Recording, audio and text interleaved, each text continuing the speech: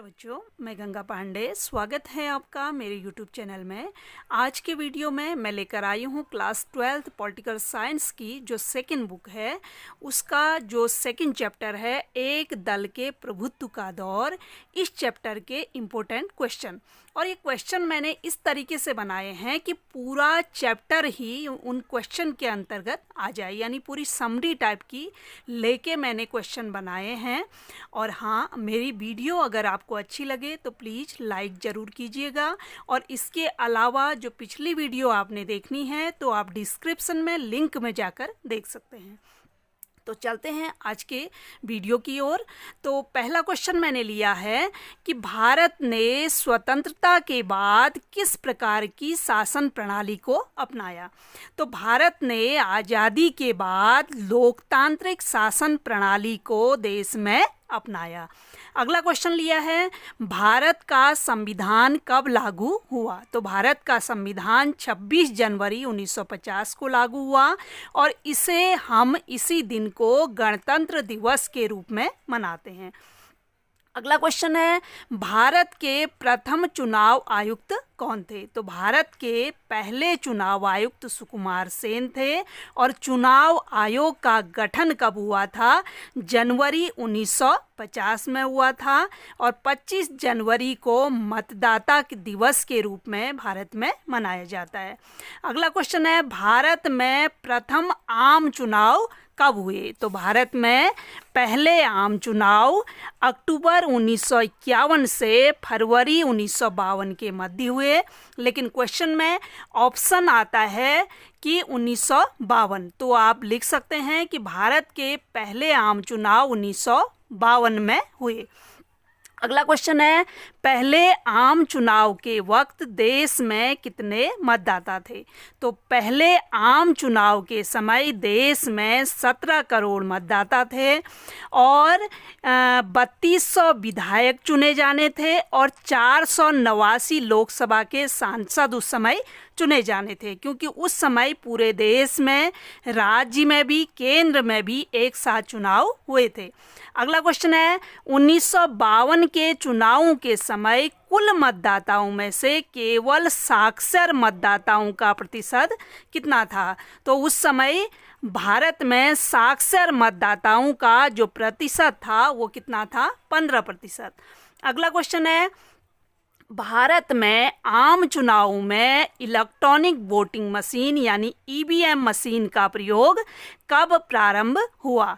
तो 1990 के दशक के अंत में इसकी शुरुआत हुई थी, लेकिन 2004 तक पूरे देश में ईवीएम का इस्तेमाल किया गया था।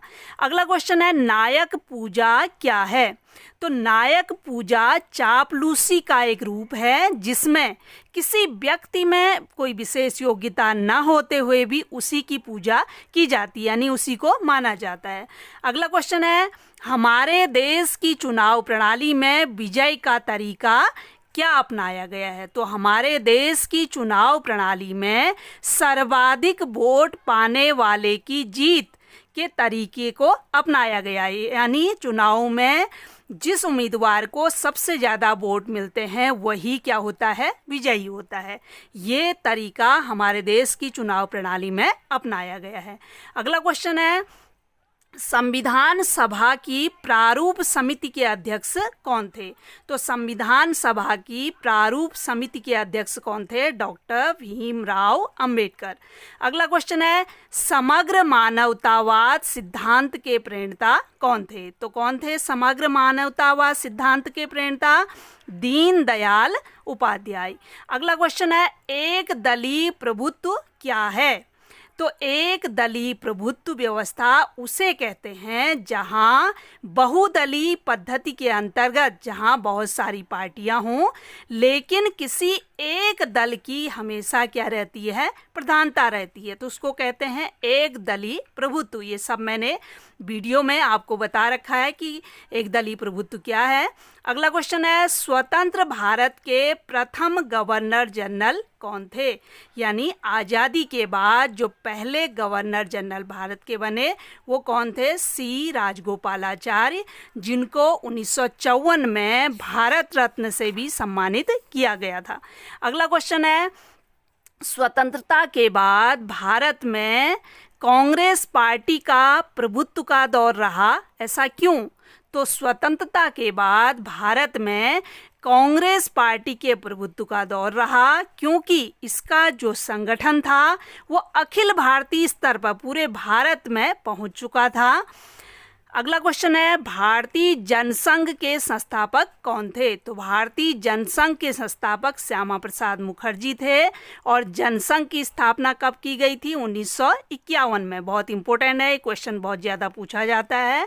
अगला क्वेश्चन है, किस दल ने एक देश एक संस्कृति एक राष्ट्र के संगठन पर बल दिया? तो किस पार्टी ने दिया था? भारतीय जनसंघ ने एक देश एक संस्कृति और एक राष्ट्र के संगठन पर सबसे अधिक बल दिया था। अगला क्वेश्चन है, सोशलिस्ट पार्टी के संस्थापक कौन थे? सोशलिस्ट पार्टी के संस्थापक आचार्य नरेंद्र देव थे। इन्होंने 1934 में कांग्रेस के अंदर रहकर ही कांग्रेस सोशलिस्ट पार्टी का गठन किया था, लेकिन 1948 में ये कांग्रेस से अलग हो गए थे। तब इन्होंने अपनी पार्टी का नाम केवल सोशलिस्ट पार्टी रखा, जिसका नाम पहले कांग्रेस सोशलिस्ट पार्टी था। कांग्रेस से 1948 में अलग होने के बाद इसका नाम सोशलिस्ट पार्टी पड़ा था।